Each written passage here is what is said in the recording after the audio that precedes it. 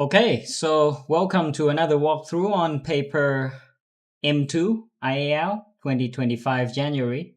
I have never seen the paper before, so I'm gonna just go through live here with the timer on. So I'm gonna hit the timer and make a start now. All right, so question one looks like a force question.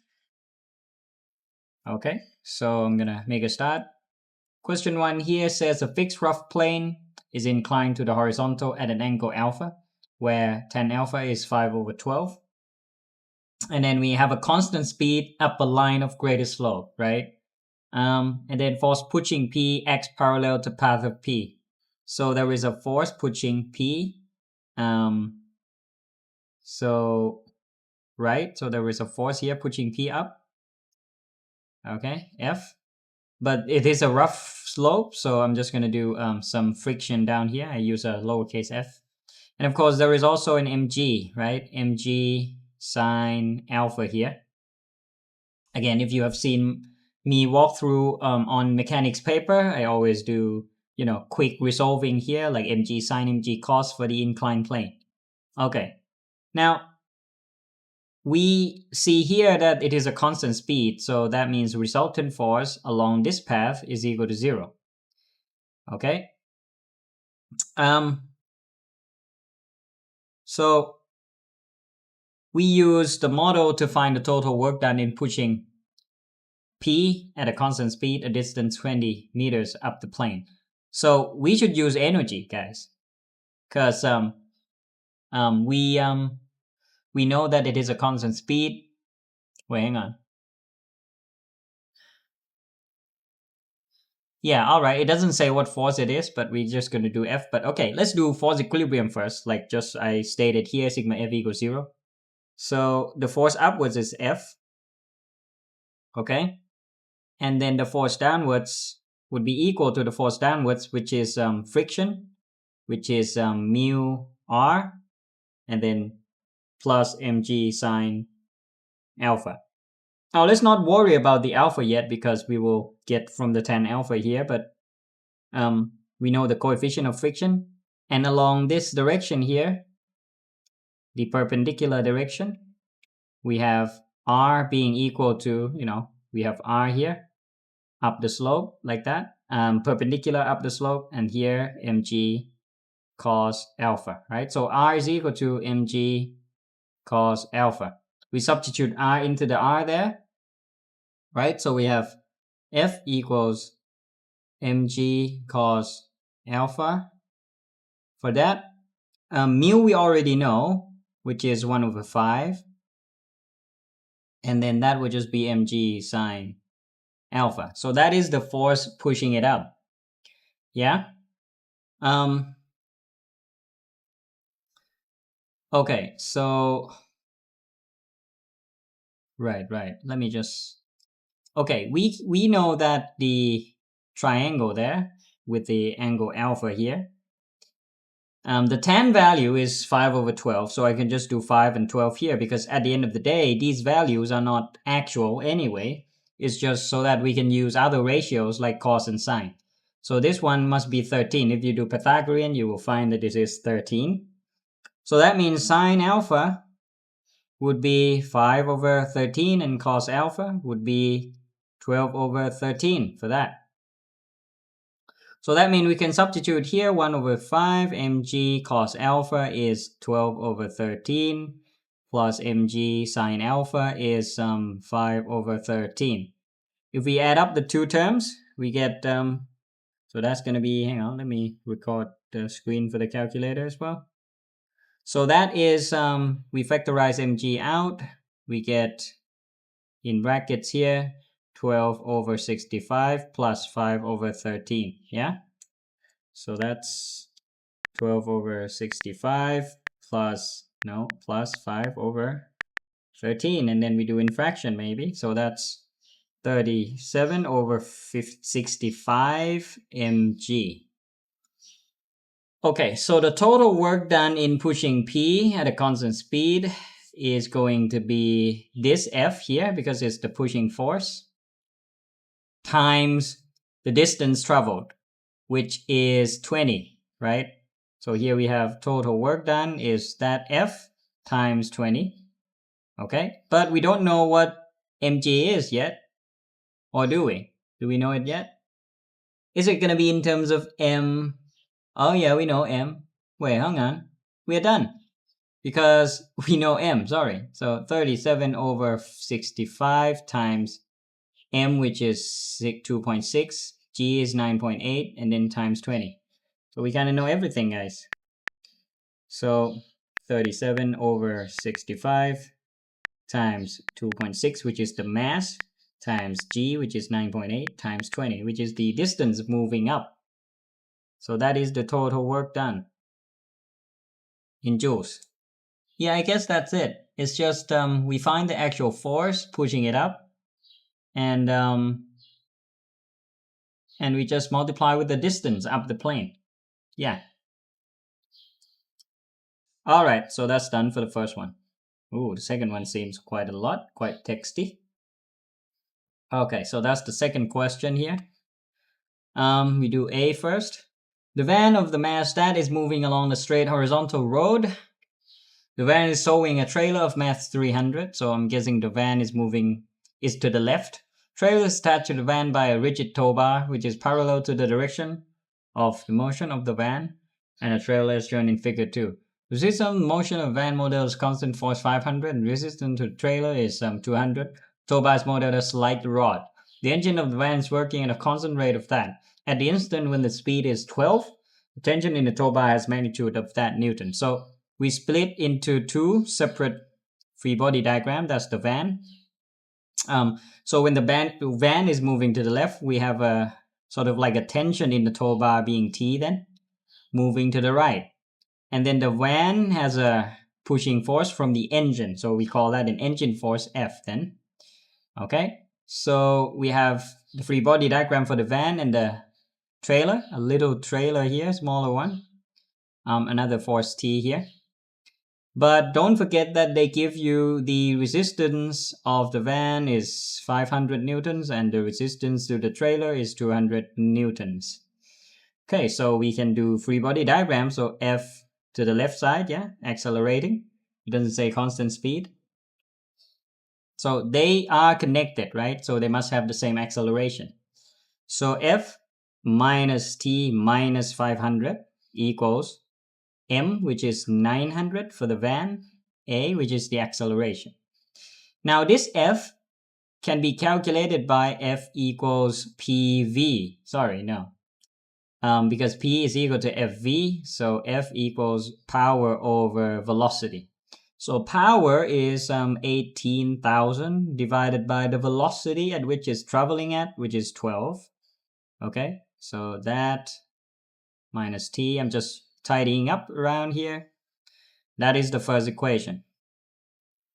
The second equation is of the trailer. So T minus 200 equals the mass of the trailer, which is 300 times A. Second equation. So we're going to add them up, right? So we do 1 plus 2 here in terms of equation.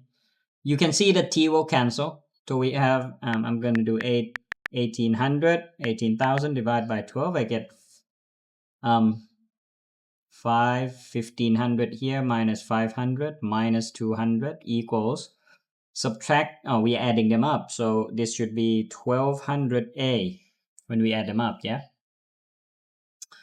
Okay, so A now becomes, so that bit will be 800, yeah, the left bit. And then this is divided by that. So A is, I think, 2/3 meter per second squared, yeah. So we do A as 2/3. We plug 2/3 back in A, we get T. So from 2 here, T equals 300 times 2/3 plus 200 for the T. So this is 200 plus 200 is 400 newtons. So that is the first part done there. Okay, so later the van is towing the trailer up a straight road, inclined at an angle. Okay, so I'm just gonna do question B right here. Now the van is towing up. Okay, so that's the van. incline at an angle alpha here, where sine alpha is now 1 over 15. So we can use a similar technique there about the trig ratios there. The tow bar is still parallel to the direction of motion of the van. Okay, so it's still the same kind of concept. Resistance of motion from the non-gravitational forces is modeled as constant of 500 and 200 again for both of them. When the van is traveling with a constant speed of v, all right. And the engine of the van is working at a constant rate of the same thing. So constant speed means that the forces are balanced. That's a good thing. So this is a little trailer here. Okay, so this is again 18,000 divided by the constant speed v. All right. Yeah, we can do equilibrium again. So if we just separate them like this again, so this will be a tow bar force T, and this is a tow bar tension T as well. And there will be, let me zoom in a bit, a 500 resistance here. This is a 200 Newton resistance here. They both have the gravitational component pulling down, right? So this one is also M of the van, which is, what was it again? Is it 600 or something? 900. So this is 900G sine alpha. There's another weight component of the trailer here also, which is 300G sine alpha, because mass is 300. So that's basically mg sine alpha, yeah? Okay, so we can do simultaneous again. So for the van, we have 18,000 over V minus T. I'm just going to do the numbers first. Minus 900 G 1 over 15 sine alpha.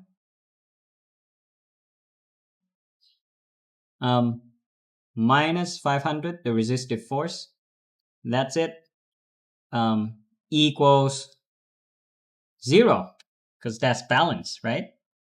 Oh, I forgot the T, sorry. Minus T equals 0. Because it's balanced, so there is no resultant force, we can say that. This is one equation. The other equation is for the trailer. Okay, so the trailer's T is pushing it up. Minus 300 sine alpha again.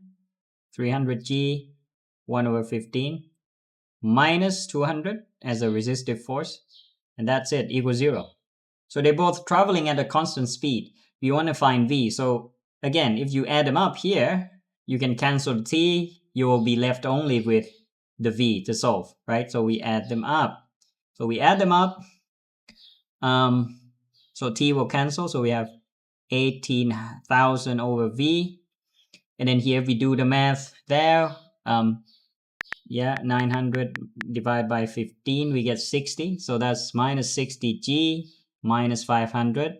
T cancel. This is minus 20G if you cancel 15 with 300.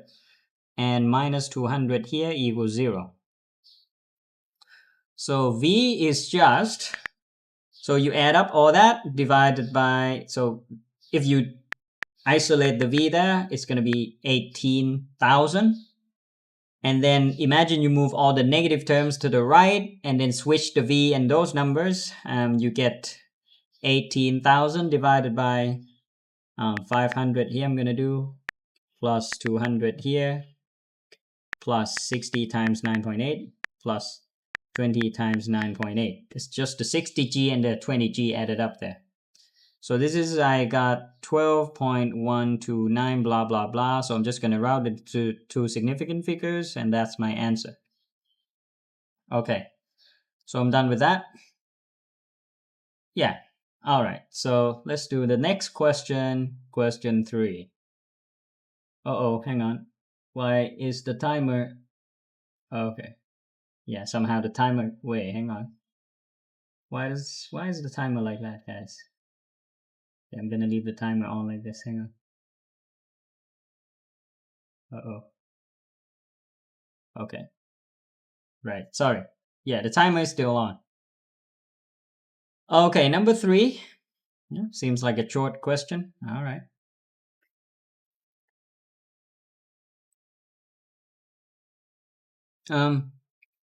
Excuse me for a second.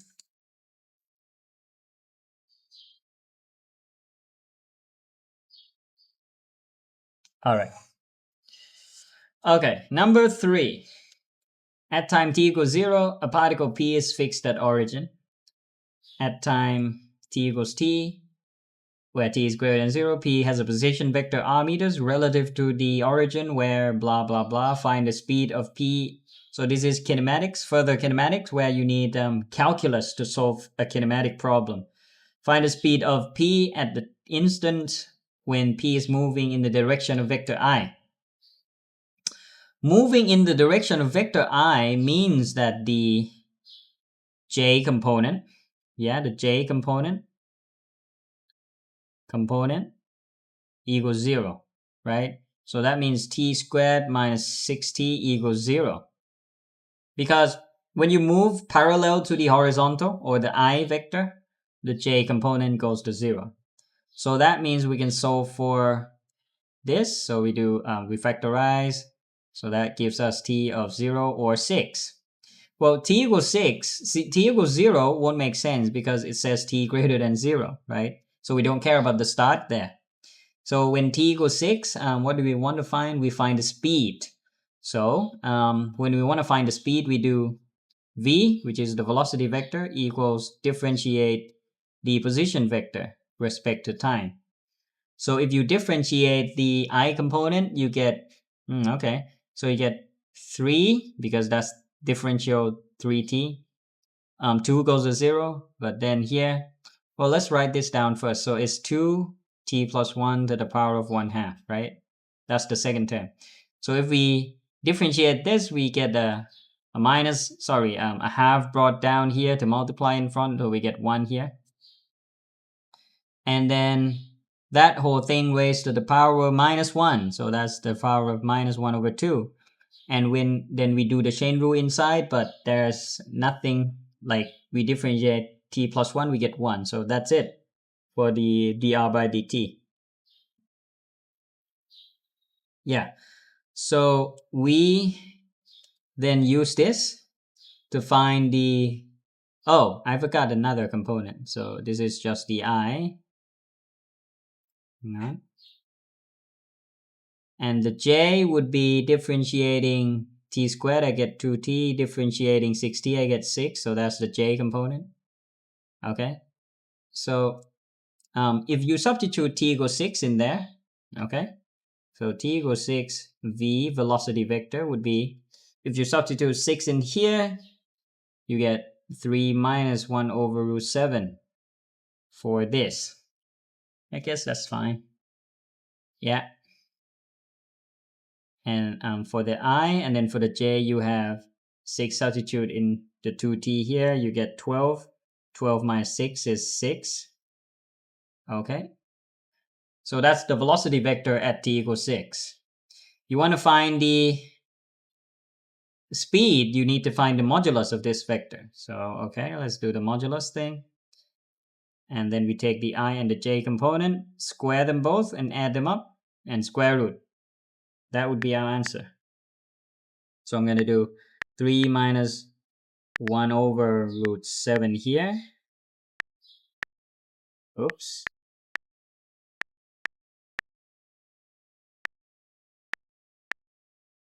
Plus 6 squared. So that is about 6.5479 blah blah blah. So I just do 6.5 meter per second for the speed. Okay. B. Find the magnitude of acceleration when p is 0.25. All right. So we're going to have acceleration equals dv by dt. We just differentiate it again. So at first we got the velocity vector to be that. Now we differentiate this whole thing again. For the I, we just do the same thing. Now differentiating 3 will vanish. So that is 0. Differentiating this term, we bring the power down, minus a half multiplied with -1, we get a plus half. And then the power -1, so we get -3/2. And that's it. The inner function, we differentiate, it gives us 1. And then for the j component, differentiating again gives us 2 here because it's 2t minus 6 goes to 0. So that's the acceleration vector. And then we substitute t equals a quarter in there. So a is a quarter plus 1. This is a t, yeah? A quarter plus 1 is 5. So it's just, don't mind that. It's just 5 to the power of minus 3 over 2. So we're just going to take that. Don't worry, because what we want is actually the magnitude. So again, Pythagorean. Okay, gotta be careful with this here. So this is squared plus 2 squared, right? Okay, again, another Pythagorean. So if you put the square into the first brackets, you have a quarter in here. Okay, and times with 5 to the power of minus 3, yeah? Wait, hang on, that's outside the square root. Right, yeah, because the 2 will cancel with the power, the fractional power of 5 there, and that would leave 5 with the power of minus 3 alone. And that's squaring the first term already, yeah? Plus 4, which is 2 to the 2. Yeah, I get about 2.00 blah blah blah, which is just 2.0 meter per second squared. That's the answer. Okay, and then let's do C here. Show that P never returns to O. Well, if it never returns to O, then if we equate the position vector R there to 0, then something wouldn't make sense, all right? So we do 3t plus 2 minus 2, t plus 1 equals 0, and then t squared minus 6t equals 0, right? Okay, so again, when t is 0, right, this should go to 0. We already, I think if you substitute t equals 0 in, it should be 0, 0 for both of them. Okay, but then if we sub t equals 0 for the j component, let's do that first. Hang on. Yeah, let's do the j component first because we tried that already. Ooh, wait, hang on. I think I did A wrong, guys. Sorry. Oh no. When P is moving in the direction of I, we should find the... Okay, this is wrong. Sorry, my bad. Sorry. Okay.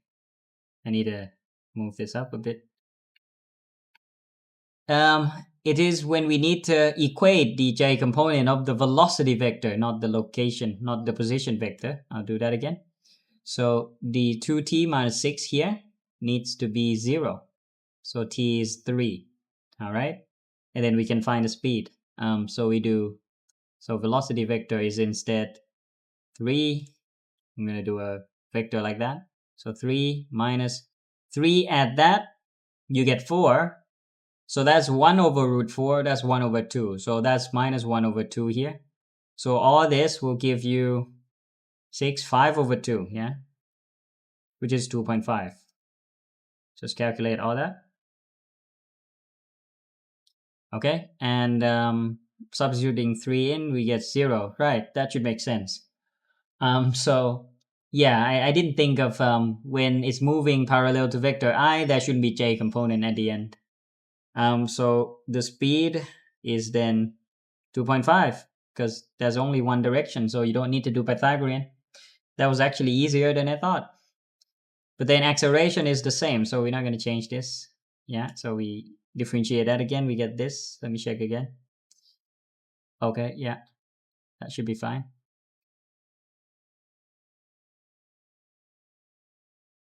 Yeah, this is still fine, I think. Yeah, you put a quarter in. Wait, you put a quarter in. Why is that 5 again? Oh no, this is wrong again, I guess. So I put a quarter in t here. That should be 1.25.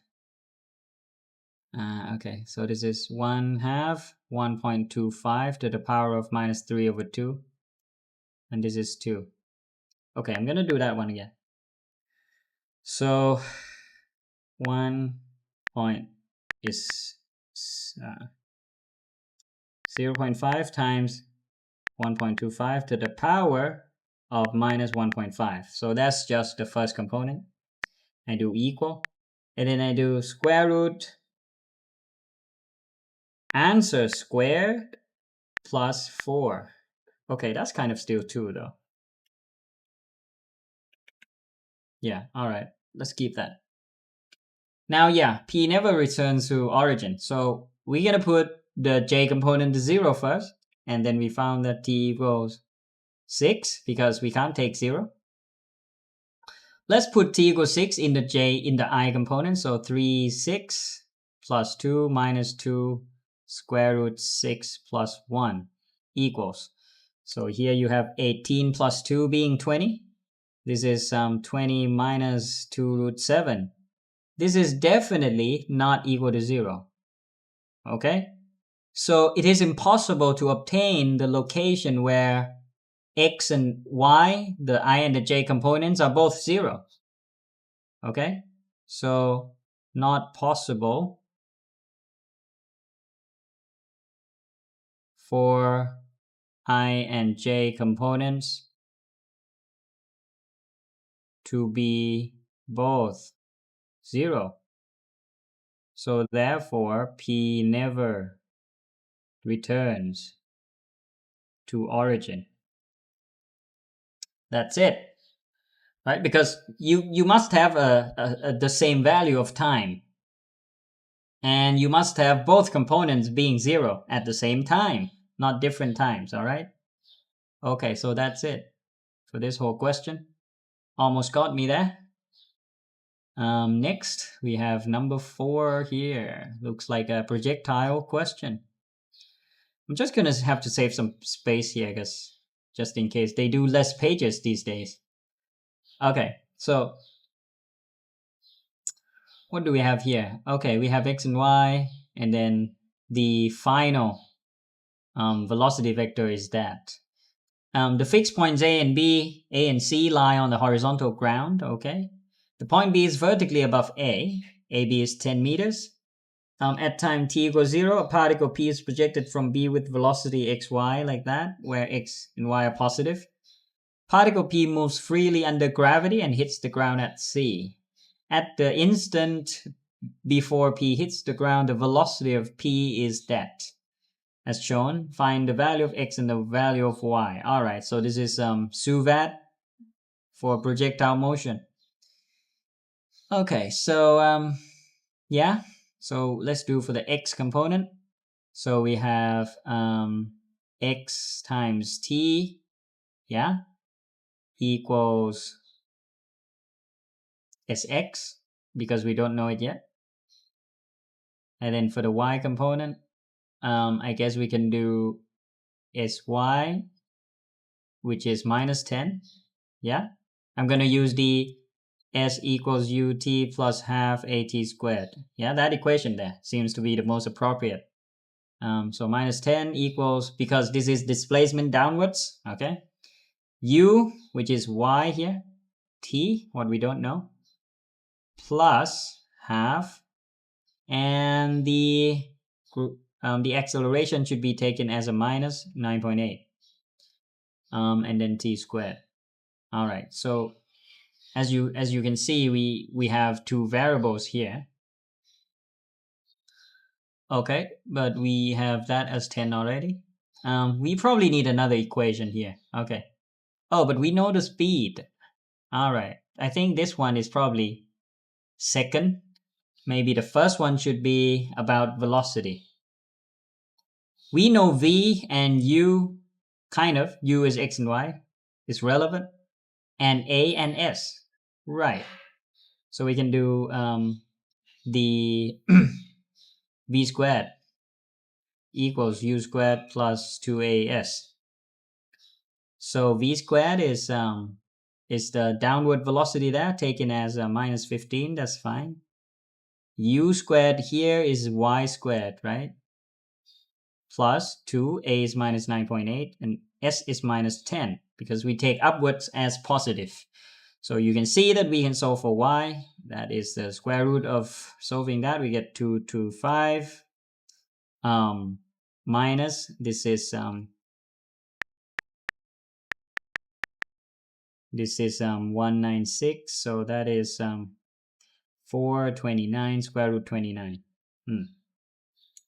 Let me make sure. Oh, 59. No, 29. Yeah, that's right. So 225 minus 196. Yeah.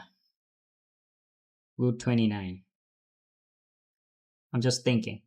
Okay, that's fine then. Should we keep root 29?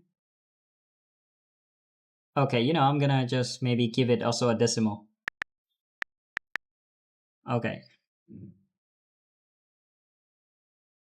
All right. So there you go there. No, that's not meters. It's just 9.4. And we got to use this to solve for the time, I guess, because... Wait, hang on, no. Because this speed is constant. Oh, I was stupid. So x here should be a constant value. Because we are told that projectile, there is no air resistance, presumably, so the x component should be the same. So x equals 3. Yeah. And y equals that. Okay, so that's fine. B, find the distance AC. Right, so here we go. We should solve for t first, right? And the way we do that is to do suvat for the y component again. So we can do something like t equals v minus u over a for the y component. V is minus 15. U is y, which is 4 point. I'll just take root 29, yeah, for the y. And a is minus 9.8, yeah. So we get minus 15 minus root 29 minus 9.8 there. So the time should be positive. Okay. And then to find AC, we just do the x value here, which is 3, times time. That's simply it. It's just the horizontal component there where the speed is constant. So because I keep the number in the calculator here, I'm just going to do times 3 already, which should give us 6.24 blah blah blah. So I'm just going to do 6.2 meters here. That's done. Number 5, guys.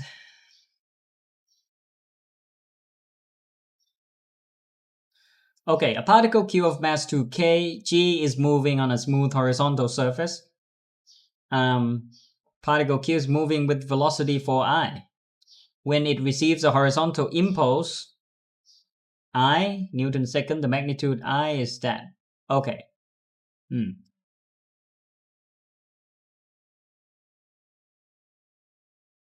Okay.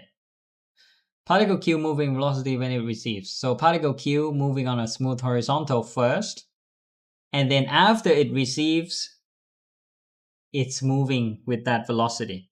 So that's kind of like after the impulse. Immediately after receiving the impulse, that's before.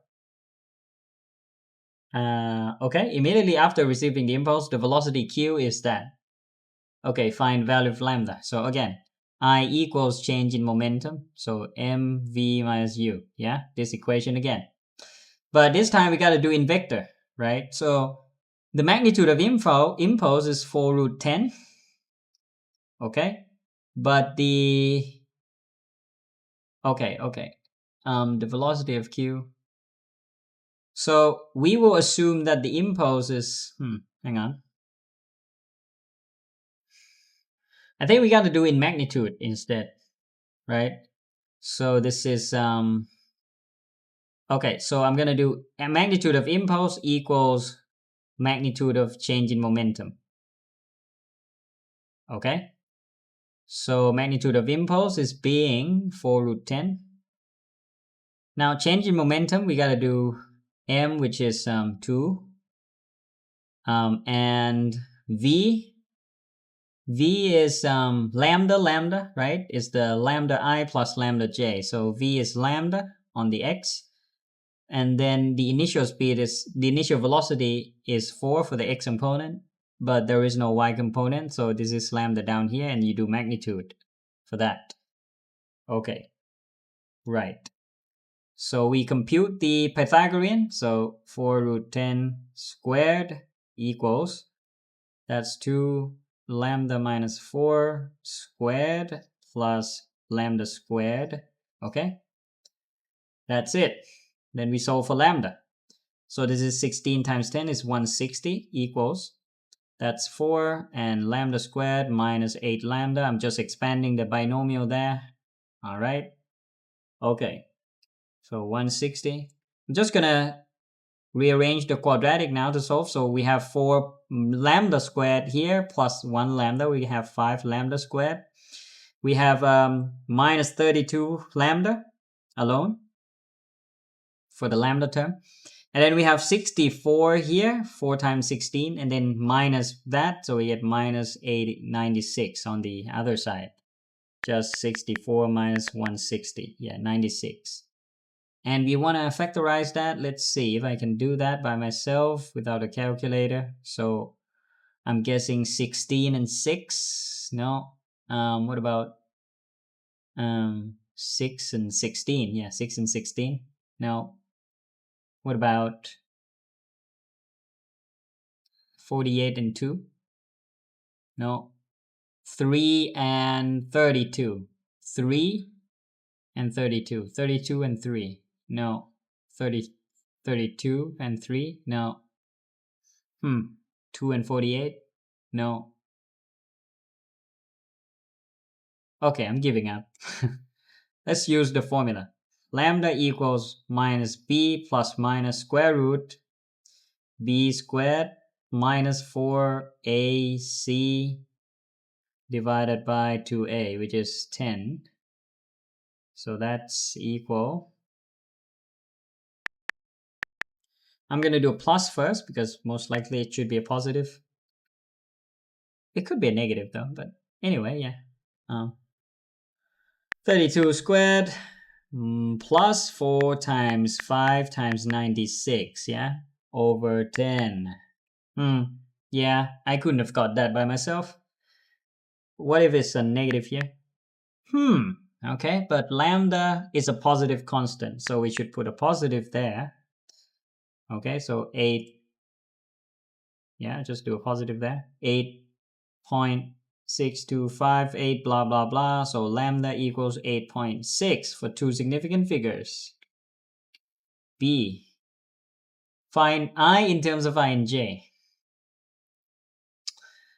Okay, so now we have to do the vector equation now, right? So again, I equals m v, so 8.6258 minus 4, and then lambda again here, another 8.6258, right? So that's the I component, the impulse vector components, I and j. Wait, hang on a minute. I spot my mistakes here. I forgot to multiply 2 into both components, sorry.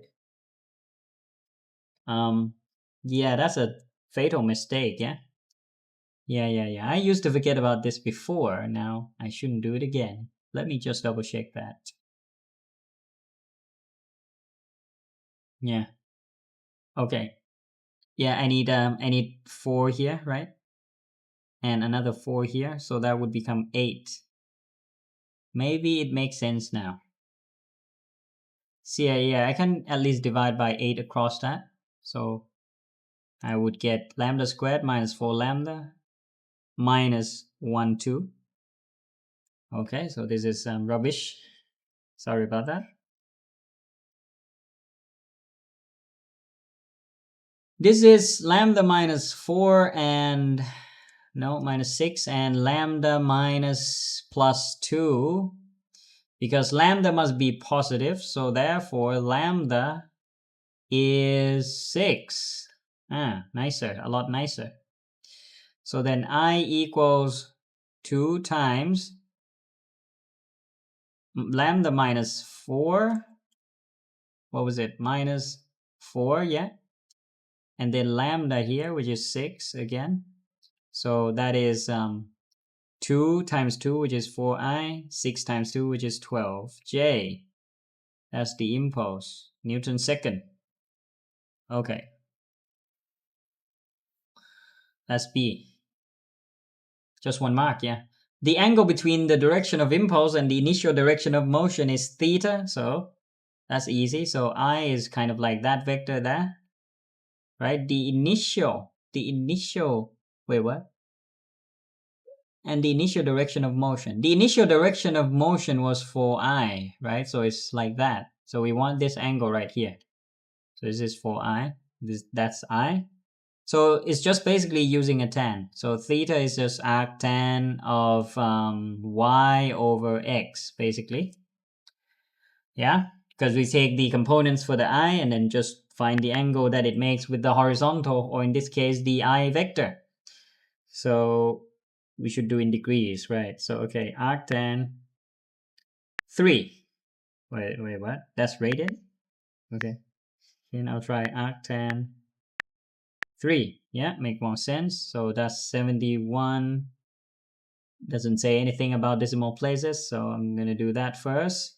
And I'm going to round it to 72 degrees. That's the angle theta.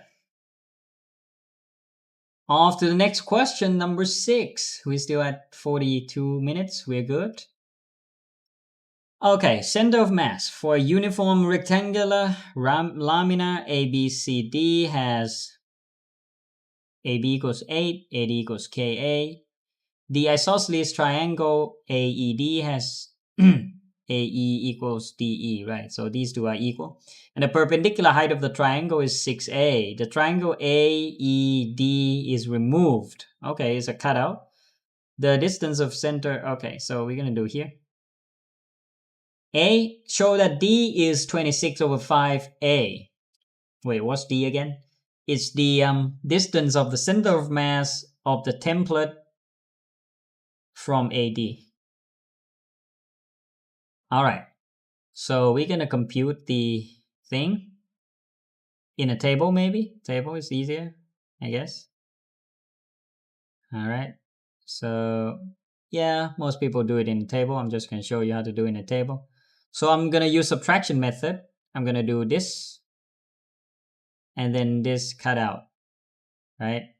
I'm going to subtract them later on.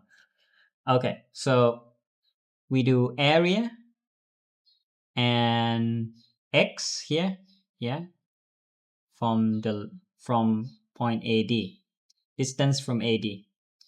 So this is 8A. So the distance of the rectangle ABCD is 8A times KA, right? Equals 8KA squared. And then the area of the triangle is just half KA, and then 6A equals 3KA squared, right? Okay. And then the location of X here from the left side, okay, from AD, distance from AD. Okay, so it's 4A here, and the distance from AD, well, we know that the center of mass of a triangle should be 1/3 from the base. So we take 1/3 from the base, 1/3 of the height from the base. So that's 1/3 of 6A, so it's 2A. And then we're going to compute the center of mass, right? So D is equal to the location of the center of mass along the horizontal there. So it's the big area multiply its x, right? minus this time because we use subtraction, 3ka squared times 2a. Yeah? Okay, and that's all divided by the subtraction for the area, so 4a minus 2a basically. We simplify, so this is 32ka cubed minus 3ka, sorry, not 3, it's 6ka cubed divided by 2a. And the a cancel once, so that's 26 divided by 2, that's 13ka squared. Okay. Now we're not done because yeah.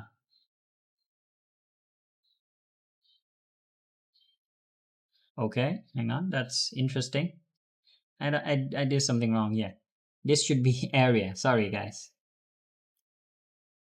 Is 8ka squared minus 3ka squared. Yeah, okay. So that's divided by 5ka squared. I realized that because at least it's not the same as the answer, and the dimension of the distance is so weird. Okay, this time it works now. So that's the numbers on top would be 26 over 5a. Or everything else cancel. And that's as required, right? Okay. That's fine. Now question B, part B, which is a long one. Okay, let me move up a bit. Okay. Two identical rectangular laminas, each with length 8a and width 1/2 ka, are attached to the template to form the model blah blah blah blah. Okay. Wait, what? Okay, so it seems like there are gray things there attached to the top and the bottom. P, Q, R, S, D, E, A. Okay, it's just that. The two rectangular laminas and the template all lie in the same plane. Okay, so the template is the gray thing, the dark gray thing. The mass per unit area of the rectangular lamina is 3 times the mass per unit area of the template. The mass per unit area of the rectangular lamina DCRS is 3 times mass per unit area of the template. Wait. Of the template? What is the template again? The template to form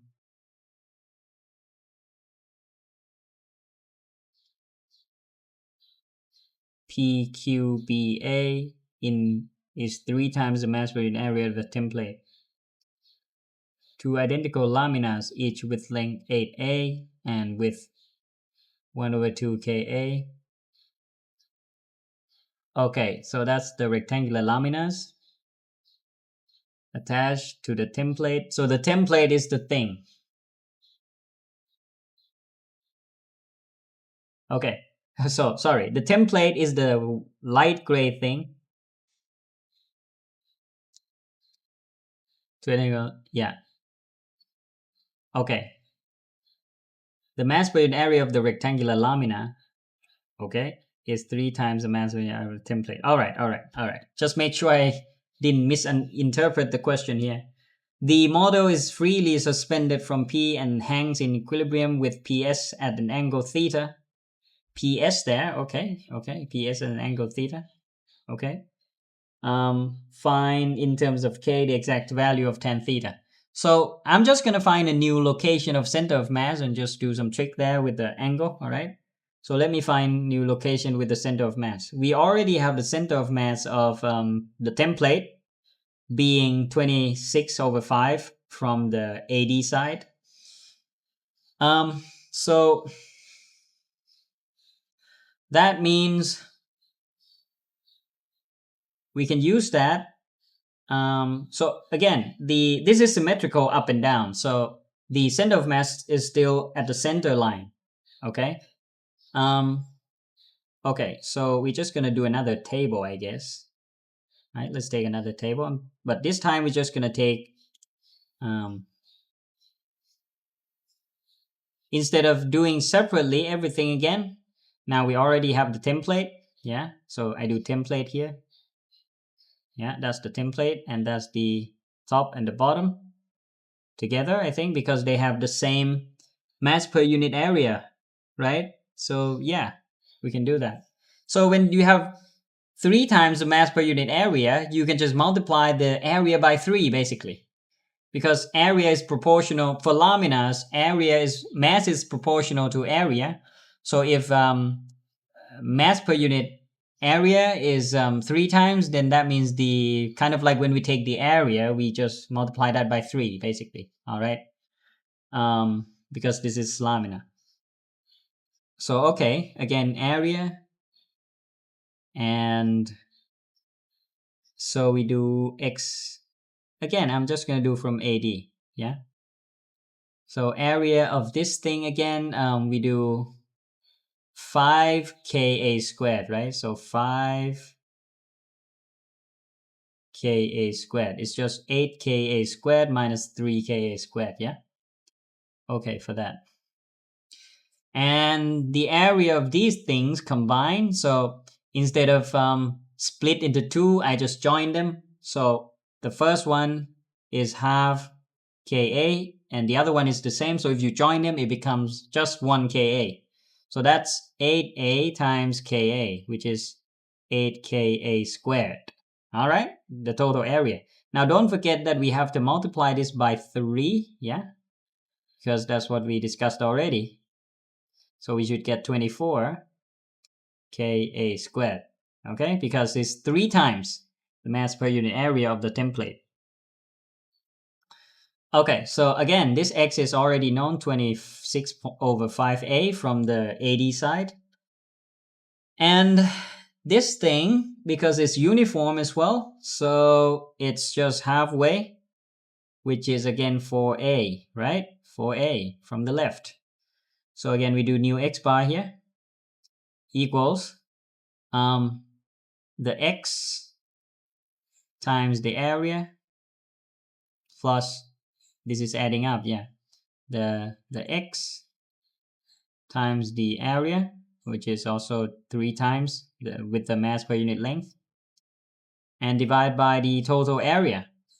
So the total area is just adding up these two, so it's 29 Ka squared.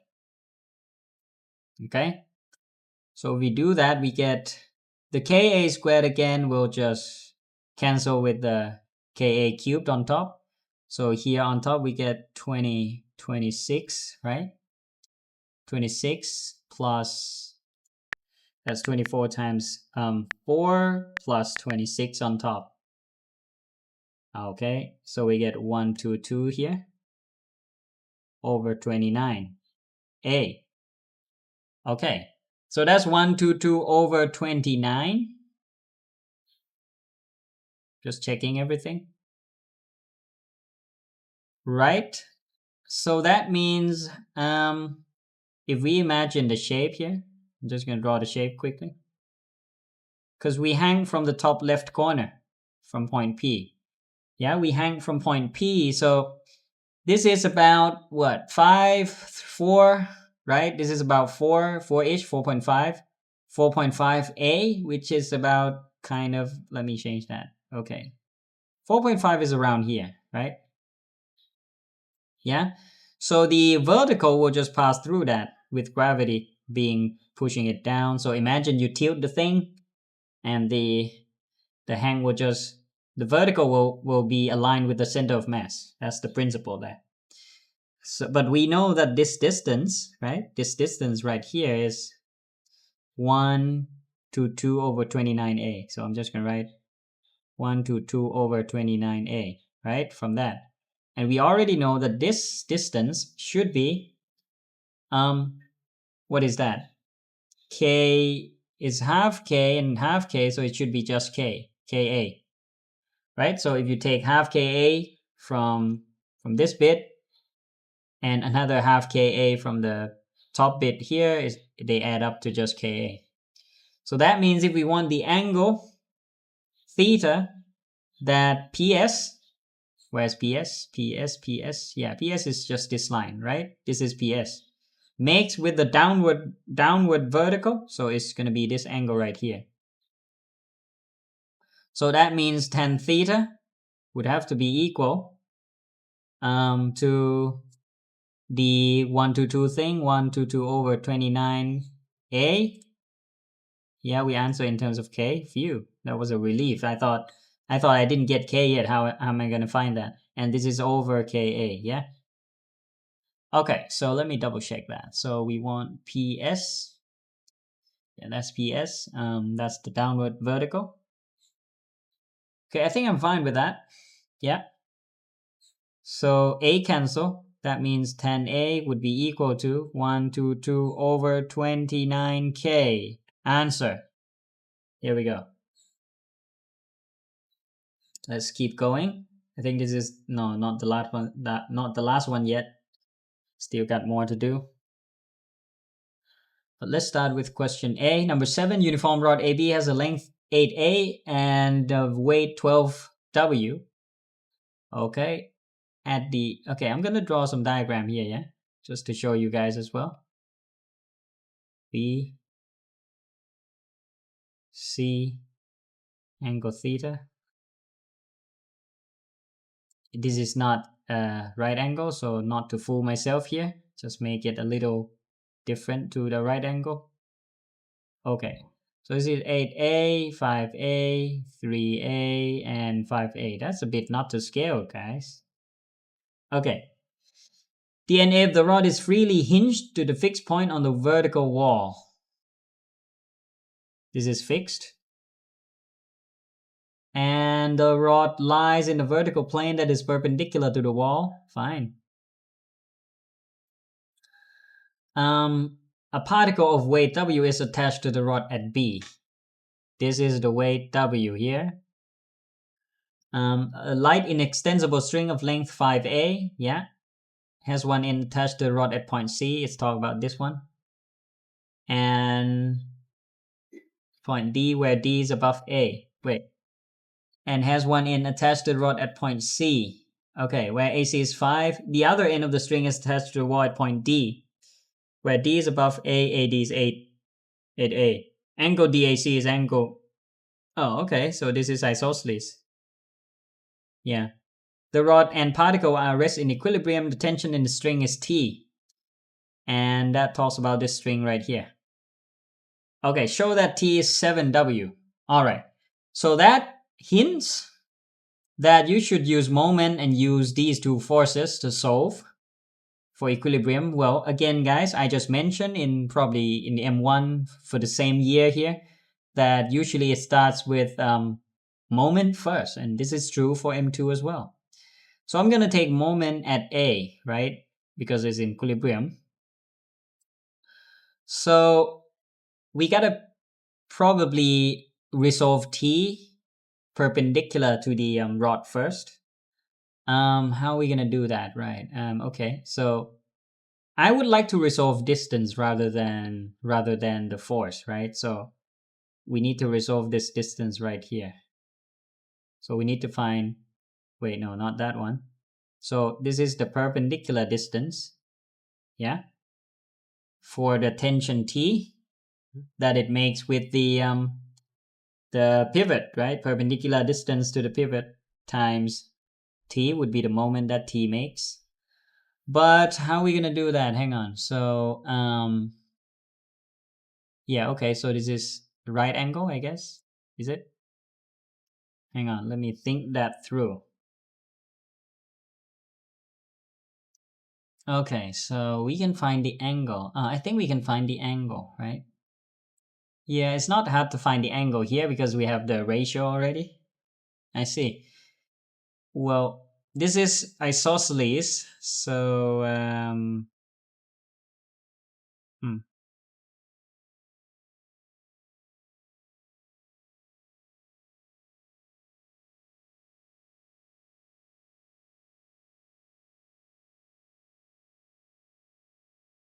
yeah, we want to resolve the force into this direction, yeah, which is perpendicular to the... You know what? I'm gonna just redraw this shape again. It seems to be confusing me. Okay, so yeah, that's an isosceles. About. And then we have 5a here. All right, so yeah, we should resolve t into this direction, right? And this direction doesn't count, all right? Okay, so we got to find this angle, right? Yeah, or this angle. Or this angle. This angle is better. Yeah, let's find that angle. All right. So that angle, let's call it beta. I'm just going to use cosine rule to find this angle right here. Yeah, and then we can find this angle right here. So cosine rule, because we know the triangle already. So it's 8a squared. Well, we can ignore all the a's, right? Because they are proportional to each other here, regardless of the value a. So I'm just going to do 8 squared equals 5 squared plus 5 squared minus 2 times 5 times 5. And then this is cos, let's do beta right here first, guys. Cos beta, right? So beta is equal to, it should be an obtuse, right?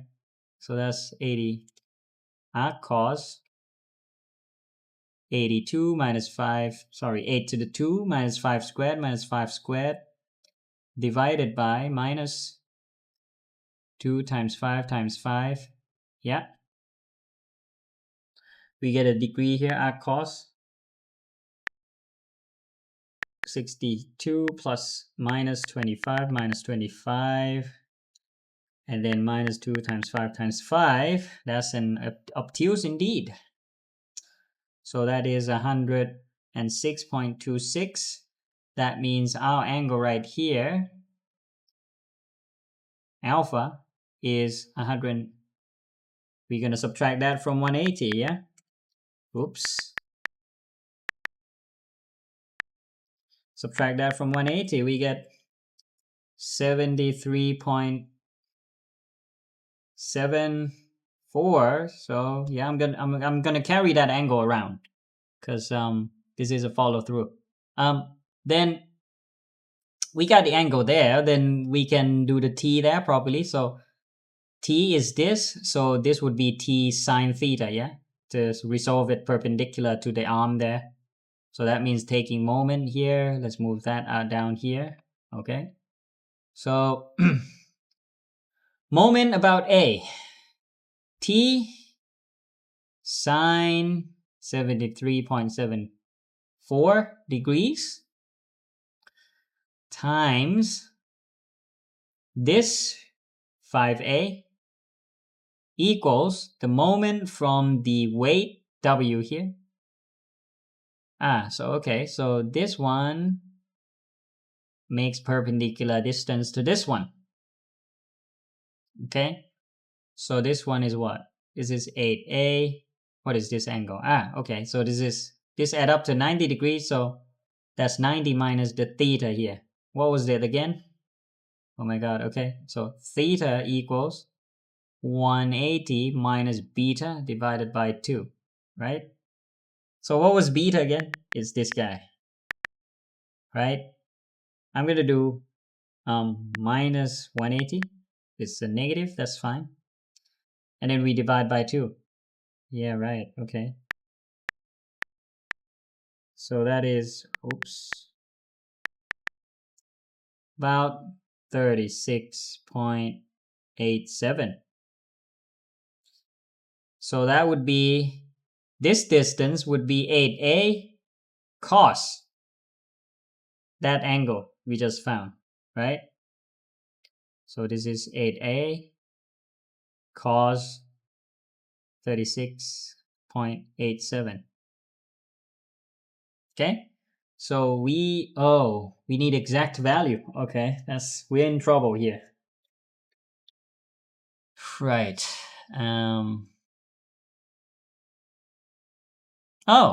I just saw that. Wait, no. Okay.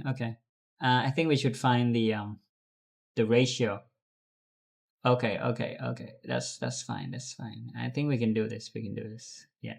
Okay. I think we gotta start from this. Hang on. Okay. What we need was a cos alone, a cos beta. So it would be 5 to the 2 plus 5 to the 2 minus 8 to the 2 divided by 2 times 5 times 5. So that is, yeah, because we need to do exact, right? I can't really solve for the decimal angle like that.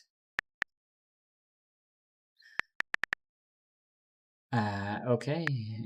Yeah, minus 27 over 25 for cos beta. But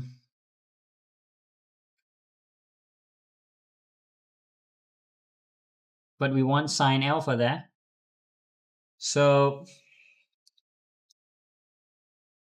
if we imagine quadrants in P3, right? You guys have done P3, I hope.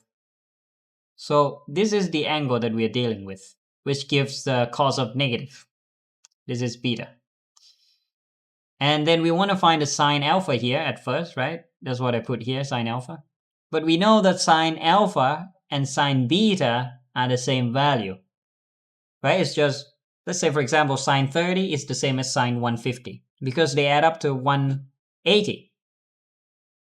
So that means sine beta must be equal to 7 over 25 as well, because it must be a positive, right?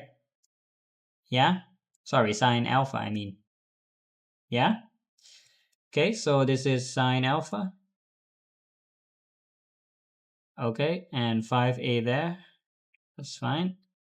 Now let's deal with the thing down here. Okay, so we have 8a here, and what's this distance? Oh, I forgot that we can just do... Yeah, okay, hang on. We want cos theta, not beta now. Cos theta is the same as cos of 90 minus whatever this angle is. Hang on, that's not right. Theta is 180 minus beta divided by 2. So that's 90 minus beta over 2. Ooh, that's horrible. Okay, so beta over 2. Right. Aha, I think I know. Right. So if we do some little geometry trick here, I'm going to delete that. If we take that isosceles again, guys. All right. So if this is theta and this whole thing is beta, so this thing is beta over 2, right? So that must also be beta over 2, right? Yeah? So if that is beta over 2, then we can use that angle. Okay? So, wait. That's easier than I thought. Okay. We want here cos beta over 2. But because they add up to 90 degrees, so cos beta over 2 is the same as sine theta. Right? They're the same thing. Oh, but we have beta already, right? Okay, I think I'm gonna find the cos beta over 2 myself. So let me move this down a bit. Because we can use double angle, I think. Yeah. All right, so cos beta over 2. Cos beta would be equal to 2 cos beta over 2 squared minus 1. So that's double angle. This is minus 7 over 25 equals 2 cos squared beta over 2 minus 1. So if we solve for cos beta over 2, we can plug it in here instead. We can't do decimal, right? Because it wants exact. So what do I got here? Okay, cos beta over 2 would be equal to, if you move 1 to the other side, and then divide by 2, then do a square root. Expectedly, I think it should be a positive value, because we found earlier that beta was about 100. So this should be a positive value rather than a negative. Okay. So what is that? Square root of 1 minus 7 over 25. Wait, what? hang on. 1 minus 7 over 25. And then down here we have a 2. Well, that's a nice number, 0.6. That is very good, because then we can plug in everything now, right? Okay, so t times sine alpha is 7 over 25 times 5a equals w times 8a times cos beta over 2 we just found. Okay, this better be something. So 7at over 5 equals, this is what, 48 over 10. Yeah, these two multiplied, wa. So a cancel, and we get t equals 5 cancel. This is 2. Oh no, 24. That's not right. Okay, that's not right. It's we got 24 over 7w instead. Okay, that's not very close to what we expect. I'm just gonna redo the yeah, hang on, let me think about that again. W. Oh, it's 12w. Wait, I forgot all about the other forces. Sorry, guys. There is a weight of the uniform rod as well. So there's another weight here, 12w. And there's a weight on top here, w already. Yeah, okay. So that's going to take the same angle for the cos, right? 12w times 4a times cos that angle. Delete that. Okay, so let's do okay. So that's 1 from the weight, 12w times 4a times cos of beta over 2 plus 8, no, plus 1w, right? Yeah, at b, times 8a times cos beta over 2. Okay, that's it for that one. So again, cos beta over 2 is 0.6, so we're going to do, this is 48wa plus this is 8wa, and then times, I'm just going to do 3 over 5 as 0.6 there. So this is 7 over 5 ta equals, that is 56. Doesn't look hopeful there. 56 times 3wa over 5. Cut. Right.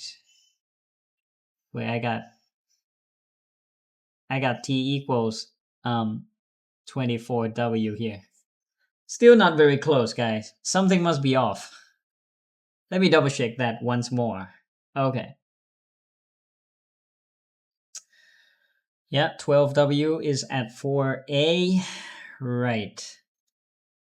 And then there's a hinge, blah, blah, blah. Particle w is at the rod at b. 5a and 5a. Yeah, I think. Tension in the string is T. I think that's kind of it.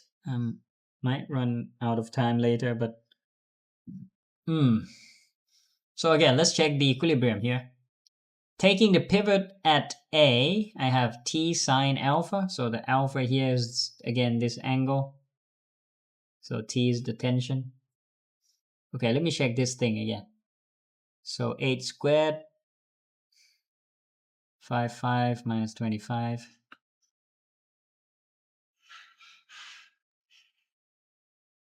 5 squared plus 5 squared minus 64 divided by 50.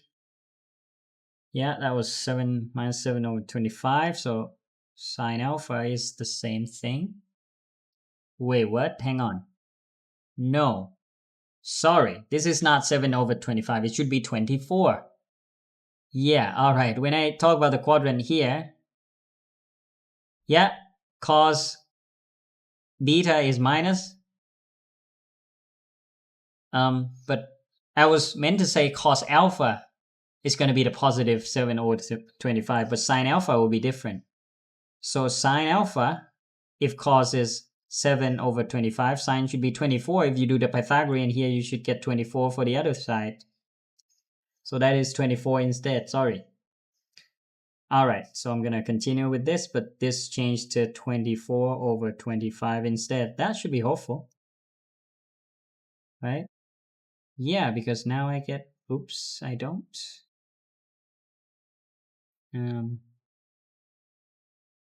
Oh yeah, I do. Yeah. Wow, okay, that works. Yeah. So 3 cut 24 here, got 8, 8 divide into 56, I got 7. Okay. Okay, here we go. B.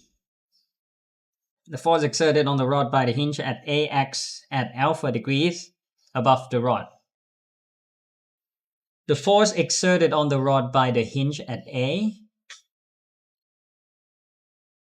X at alpha above the rod. Okay, so it's like this, yeah? So this is at A, this is the rod, alpha above the rod, like this. Alpha. So alpha is not our alpha, it's a different alpha here. Where alpha is less than 90. All right. So it could be the other way around. It could go like this, but I don't think so. Find the value of alpha. Oh, that's 6 marks. All right. So we should find the force equilibrium, guys. All right. So let's take the diagram again. Quickly. Isosceles. Okay. Now.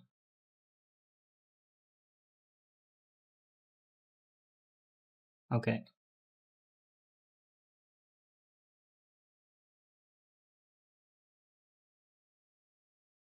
So this is W, and this is again 12W.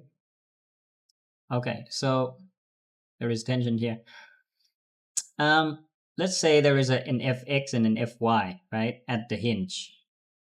Okay, but the hinge is smooth because the hinge doesn't apply any moment. I mean, we don't have any moment at the hinge, just the forces here. And that's it for the forces. We have done moment, so the rest is just forces. Everything is smooth here, I guess, so there is no friction. There couldn't be any friction anyway. So we just do sigma Fx equals 0. So the x here would be Fx equals tension. Again, this is, I guess, beta over 2. So tension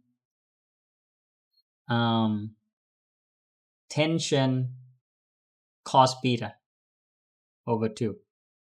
Yeah? That's the Fx. So we found earlier that cos beta, cos beta was 0.6, right? Yeah, beta over 2, 0.6. We found that. So we're going to use it because it's the same beta here. So equals 0.6 t. And then for the Fy, it's just Fy plus t sine beta over 2 equals 13W. Okay, so Fy equals, here we have 13W. So we found earlier that t was 7W, right? So this is 4.2W. Just substituted 7 in. And here we have 13W minus t, which is 7W, sine beta over 2. So if cos was, this is 3 over 5. So cos was 3 over 5. Cos is 3 over 5. So sine must be 4 over 5. Yeah? So sine 4 over 5 here. Okay.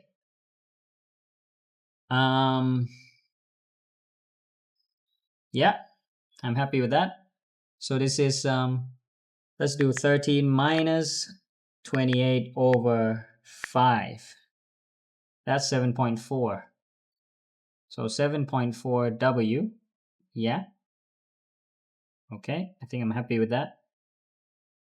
And then we want to find the angle, right? So we want to find the angle to the horizontal first. Okay. So the angle to the horizontal. F hinge. Let's do A here. So A equals arctan. So the y component divided by the x component. The y component is 7.4 W. The x component is 7.4 W. So that is arctan 7.4 divided by 4.2, which is 60.422, blah, blah. And then this is just this angle here. But actually, the theta, okay, the theta, which I think maybe, I don't know, maybe here. Okay, so we want to find the alpha here. So we got to know theta and subtract that from the A. So theta, theta, theta. Okay, I think we knew theta, didn't we? Because we knew that the beta here was something. Okay, I shouldn't have deleted those, right? Okay, so we're just gonna do arc cos 7 over minus 7 over 25. Yeah, that was the beta. So theta was, wait, hang on, why is it? Theta was 180 minus, I'm just gonna write down here arc cos minus 7 over 25, right? Divided by 2. Okay, that's just finding the angle, guys. So 180 minus that, and then answer. So we do answer, wait, what? Divide by 2. So we get 36.8698, blah, blah, blah. Which is smaller than the angle A here. So that means alpha is equal to 60.422 minus 36.869, blah, blah, blah, which is 60.422 minus answer right here in my calculator. So 23.6 would be my answer here. Okay, so that's it for me. I think there's the last one here, number 8. Yeah, still got some time. Oh, 8 minutes. Damn, hang on. All right, gotta hurry up. Particle P is a mass M, mass Km is a constant. I think this is coefficient of restitution thing. Okay. Immediately before collision, P moves 6u, so this is P, let's say. And the speed of, okay. They move along in the opposite direction, straight in the horizontal. P collides with Q. Okay, so speed of Q is u here. Okay, this is P is m, Q is km, yeah? And then after, the direction of P is unchanged, so P is still 2v, but Q is reversed, so Q is going to go back that way, whereas speed is 3v back that way, yeah? Okay, so let's do conservation of momentum. So m times 6u minus km times u equals m times 2v. I'm just going to do 2mv here, and then plus 3kmv here, yeah? Okay, so I cancel the m, so I get 6 minus ku equals 2 plus 3kv somehow. Find v in terms of u only. Okay, that's not useful.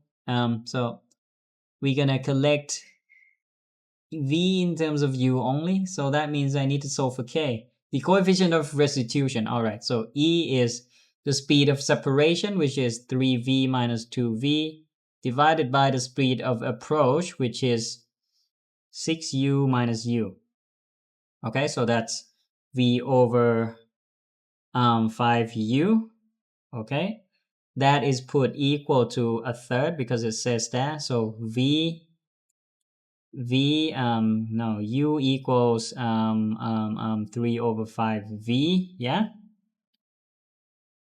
V in terms of u, so that has to be v in terms of u. Wait, oh, this is already the answer. V equals 5 over 3u. Wait, what? Okay, and then the linear momentum would be moved here, yeah, because we need just the coefficient of restitution to solve for that. My time is running out. Gotta hurry. So B, find the value of K. Okay, so we're gonna use that. We got V equals 5 over 3U now. So this is 6U minus KU equals 2. V is 5 over 3U plus 3K, 5 over 3U, right? Okay, so this is 6 minus KU equals, that's 10 over 3U. Huh, that's not right. Let's do 6U minus KU again equals 10U over 3 plus, this is 3 cancel, so we have 5UK. So we're going to collect term there. I get 6UK right here on the left, and that's 8 over 3U. Okay, because 8t minus 10 is 8, so U cancel, so K becomes just 2 cancel here, 3 and 4, so that's 4 over 9. Okay, so C, after the collision Q hits the smooth vertical, okay, so there's a smooth vertical wall here perpendicular to the Q, particle Q rebounds, and there's a second collision between the P and Q. The first collision between P and Q takes place at distance D from the wall. So it starts from here, where Q is already 3V, right? 3V. Yeah, we got 3V, right? Yeah, 3V. So 3V is 3 times 5 over 3V, so that's 5U at the start. And the second collision between P and Q takes place at distance, right, okay, so this is second collision. Okay. At the distance 1 over 7D from the wall. The coefficient of restitution between Q and the wall is F. So we can just do F times 5U already. Okay. So here is, so this is 5U times F already, because it hits the wall, the speed reduces to 5UF. And that's going to hit the P with that speed. And the speed of P becomes 2V, which is 10 over 3U. So I'm going to put 10 over 3U here. And they meet at the second collision like that. Find the value of F. All right. So I think we got to do...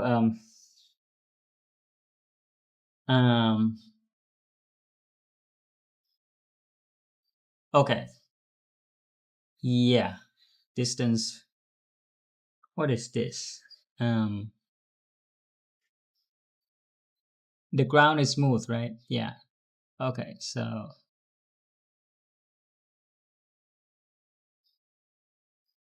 yeah, I think we should do distance over time. So distance equals speed over time. So 1 over 7d equals 5UF times t. That's just the distance traveled by Q.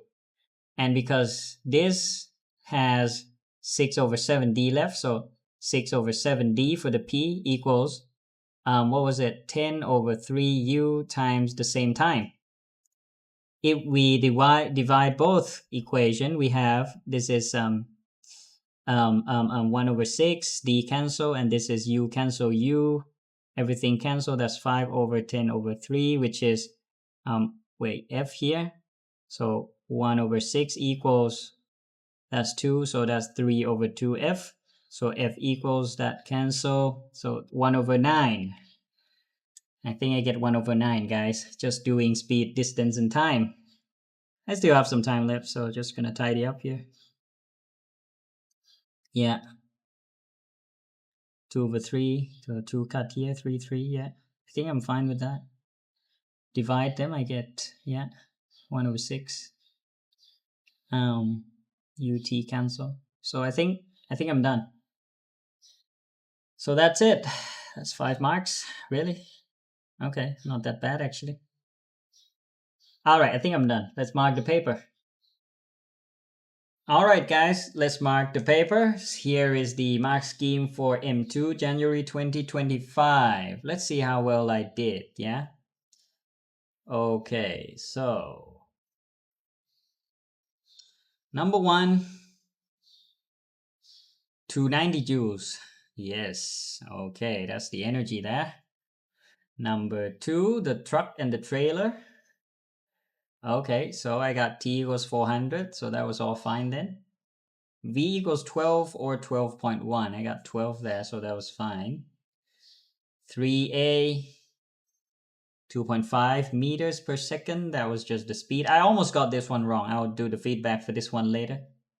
dv by dt, yeah. 2, but yeah, 2 is fine, I guess. Wait, it says 2.03 or better. Can I do 2.0?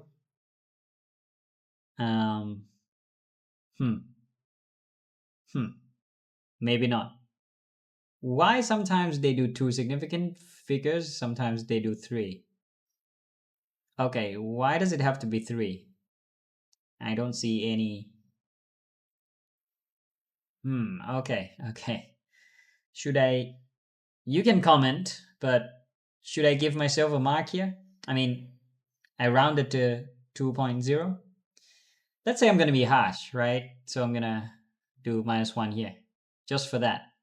Although I got exactly right here, yeah, 2.0317, and that's if you carry on with that. But okay, they say or better. This is not better. Better means you have to have a more precise answer, basically. Okay. Not sure if later on they're going to do this as well. Okay. T not equals 0, so P never returns to 0. But when T equals 6, that is not 0. Oh yeah, same way. Okay, number 4. X equals 3 already because the speed is constant for the X direction. This is 5.4. If the final answer is y equals 5.4, do not penalize inclusion of a vector second time. Wait, okay, so I can answer 5.4, right? Yeah, okay, sure. 6.2 for this one, yeah.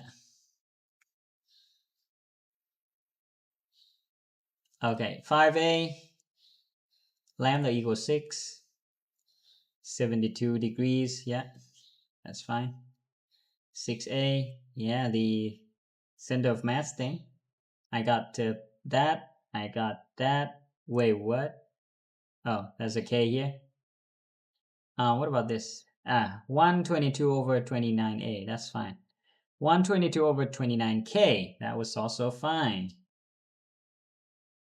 7. This thing took a while. I almost didn't make it through the final question because of this question here. Took a while to figure out the geometry there. Always the tricky thing. And the fact that I forgot about the cos beta and sine beta thing here, didn't manage to prove that. But anyway, I think I got it, most of them. This one.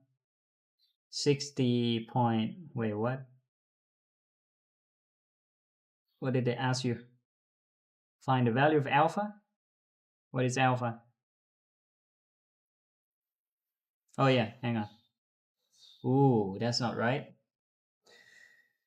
Okay, so what did I lose marks for? First equation, resolve horizontally, condone sign errors. Resolve horizontally, where is that? Did I resolve horizontally? Yeah, this is the one. So I did t sine theta. That's the, yeah, which is the same as cos beta over 2. Equals 21 over, yeah, I think this is fine. Second equation, resolve vertically. I got the method mark at least. This is the vertical. So Fy equals Fy plus T cos theta here, which is 7W 4 over 5 equals, yeah, this one should be fine. And then what happens after this? Why did I lose mark? Okay, so they have arctan 4 over 3. The 7 over 7.4 here might be wrong.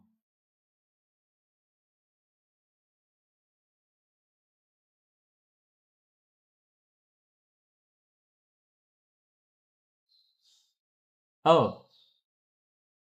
Oh, no. Wait, hang on.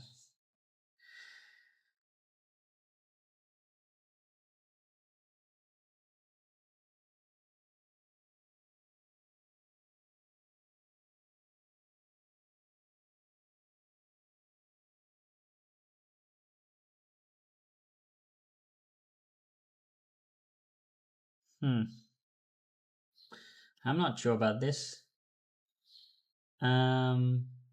Okay, so there is this v equals 37/5, which is 7.4. I even got this right. So how come when I did the Pythagorean there, wait, hang on. Is it this? Silly mistake. Let me check. So if I do arctan in degrees, 7/4 divided by 4.2. That is 60. That's 60 degrees. Yeah, I got that one. Maybe the theta was wrong. Maybe I got a wrong theta there, because when you subtract that from theta, you might get a different number if your theta was wrong. So I'm guessing my theta is not. So their theta is not 36, something like 50 something. Let me try calculate that 180 thing in. So 180 minus arc cos minus 7/25, or divide by 2. Yeah, that's 36, right? Hang on. Let me check the theta again. So my theta was this one.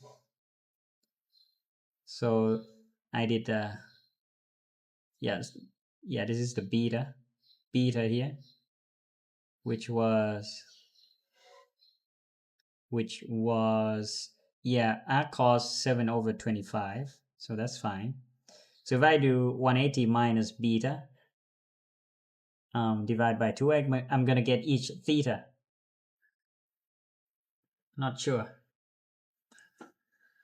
Not sure why. How'd they get arctan 4/3? Is it the 7.4 divided by 4.2? Wait. That's not 4/3. Wait, but 7.4 is right, because that's, yeah. And 4.2 is also right. Wait. V/H minus, oh, okay. The 3/4 is their theta, I guess. Is the other one. Hang on. Let me just check the diagram again. Is it? Yeah. Okay. So this is, yeah, so this is 4a, this is 3a, this is also 4a. So, oh, okay, so they have this. Wait, so the force direction is that, and they found this angle, which would have been our beta over 2.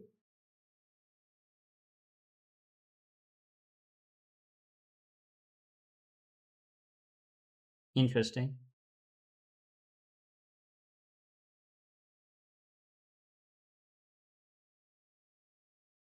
But alpha in that case would be still 90 minus theta.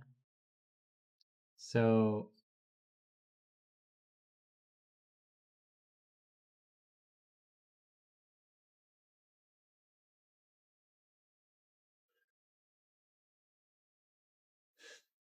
I would like to check something here.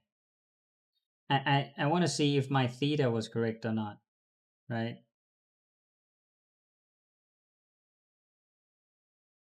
Okay then, so that's something wrong with the angle I got here. This one is wrong. I could have just used, wait, what? I now know. Oh, I'm not supposed to use theta here. I thought theta was here. Oh, silly mistake. Yeah, guys, alright. So I didn't get the DM1 there, nor the accuracy. So minus 2 actually. Alright, -2. So it was the angle there that I got wrong. Oh, this one, the last one, very tricky. Didn't manage to, wait, what? Use impact law. Oh no.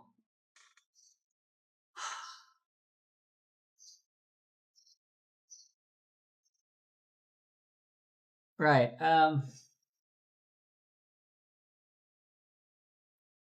This must be a plus. Yeah. Relative speed of approach, when they approach each other, they should be more relative speed. Should have known that, guys. Yeah, I lost 2 marks because they condone a sign slip here. So they allow M1, but didn't get the other 2 marks.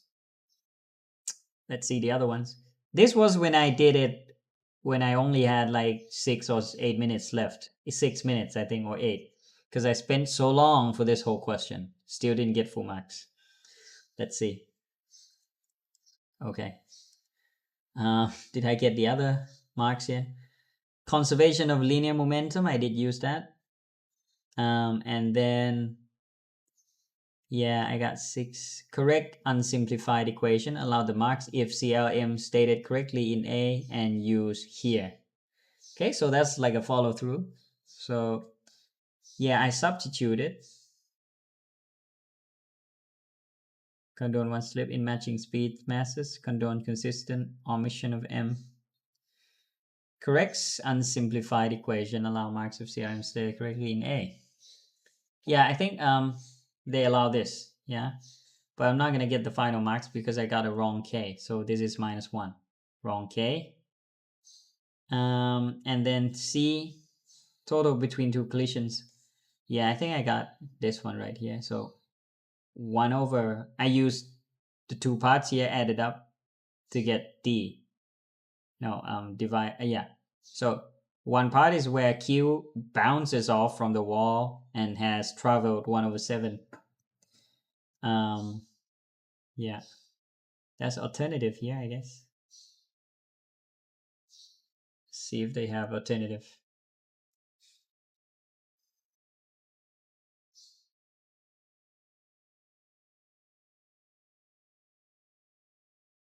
Speed of collision after rebounds. Okay, let's mark one by one. Let's mark from the first one first. Okay, so it's just F multiplying the speed. So I have, yeah, I have 5u here because the speed of Q after the rebound, I got 5u at first.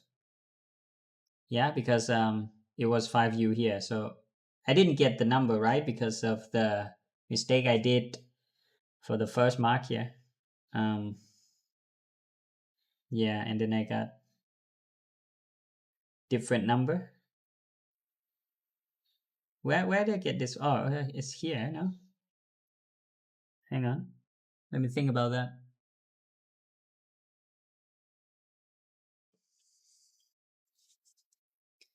This should be the speed of K after colliding with P, right? Which is 3V. Yeah, yeah. Yeah, because they have 7 over 3U. So if you multiply that with 3, you're going to get, yeah, this would have been 7UF. So I got that B1 FT mark. And then another one, I think I also got this one. Time between collisions. Yeah. So this is the time. That is for object P. So object P has traveled 6 over 7D. And they divide this by the speed to get the time. So this is the same equation, but only that it's not 10 over 3U because I carried that forward from the 3V here. So that would have been 21 over 2 over, yeah. Yeah. Yeah, it's 2V. Still 2V, but in my case, I got K to be 4 over 9, so no, I got V to be 5 over 3, so when you multiply that by 2, you get 10 over 3U. So I used the follow through one here, so I got the mark for that. Time between collisions. They found the time between collision, but I say that the time should be equal. Somehow I solve for T. Equate times and solve for F. Yeah, I did that. So I equate time. Basically, this is dividing the 2 equations together and solve for F. So I lost 1 mark for that. So I lost 2, 4, 6 now. Yeah, that's gonna hurt. Yeah, 69, I guess. Oh, 7 now? 68. That's bad. 68 out of 75. Let's see the UMS, right? Never perfect, guys. Never perfect. Okay, so the UMS for M2 this year. Gotta change that to M2 there. 68. That was bad. That was the worst paper I did. Yeah, I actually got 100 UMS when I did it back when I was doing A level. But yeah, you know, you never know. It wasn't just my day, maybe, right? I'm not gonna make any excuses here, but I did bad in this one. All right, but I hope all the comments that I made along the walkthrough, the edits, like not the edits, it's just some text that I add, overlay text, should help you understand the questions, even though I got wrong in some of them, right? Feedback. Okay, so yeah, the trailer here might be tricky because no, you know what? No, it's not tricky. It's just many forces here. You got to be careful, right? When you do simultaneous. So this is fine. The vector, yeah, the position vector here. This is kinematics, further kinematics. So you got to be careful with the equation here because I didn't give myself marks here because I didn't round it to 3 significant figures, right? And here, so to prove that it's not going to return to origin is when you don't have any valid time in the equation so that it is both 0 for x and y components, right? So when we try put t equals 6, right? It works for one of them, but doesn't for the other. So we say that it's not valid, not possible. Projectile was fine. Bear in mind that the horizontal component doesn't change because usually somehow we assume that there is no air resistance, although it doesn't say anywhere, right? And the rest was fine. Just be careful with all the Suvat equations. This almost got me. I forgot to multiply 2 in both components. I made a mistake on that already in the previous paper. So this was fine. Bear in mind that you can do a vector question by their magnitudes, by the magnitude of the vectors, or by a vector form. So at first, I guess you would have to do a magnitude form first because you want to find the lambda. But then later on here, you need to solve for the vector of the impulse to find the angle to the horizontal, right? This one was kind of tricky as well, the center of mass. So the important thing here is probably the second bit, that you have the additional rectangles being 3 times the density, right? Is it the density? Mass per unit area. That's kind of like the density. So effectively what it will do when you calculate the center of mass of a lamina here is that it will multiply the area by 3 times. It is almost like you are stacking the same area 3 layers. All right. So that is effectively 3 times the mass per unit length. It's like you are stacking 3 areas on top of each other. So you gotta do 3 times the area of each one here when they say 3 times mass per unit length, right? So, and this one, it's always easy to me to, so when you hang or suspend the shape at a point and let it go, the new center of mass, after we have found the combined center of mass here, the new center of mass will be through the vertical. So you can just draw the point of suspension, draw a line from the point of suspension through that new center of mass and find the angle they want. So that's it. That would be the neat trick there to make it fast. Moments can be sometimes confusing, right? Because if you don't know what you're doing, I mean, when you resolve the perpendicular distance, it could be tricky. So I'm trying to make it simple here, just draw shapes and find the angle using normal SOHCAHTOA thing, right, for that. And this one, yeah, although I spent so long to figure out all the angles and everything, still got the wrong here, because this should have been the angle. So theta wasn't this angle. This angle. So you see, I wrote theta here, and I think I knew in the walkthrough that this is a new angle. It's not the same angle as the theta they had here. But somehow I just thought that this angle was the same theta that they had, so that's why I used this. This would have been the actual theta that they give above. But yeah, so this should have been arctan 4/3 just by solving the geometry here, as I already showed you, I think. So yeah, in the marking process. So this is 4, this is 3, right? So if you do Pythagorean here, you get 3a here. So basically, if you do arctan 4/3, you're going to get this angle. Because now you have that angle, and the force from the hinge is that, force on the hinge is that, which we found earlier to be, so this is arctan 4/3, right? And then the angle on the hinge was this. So if you subtract them, you should get something like, I don't know, 6 or 7 in the mark scheme. Yeah.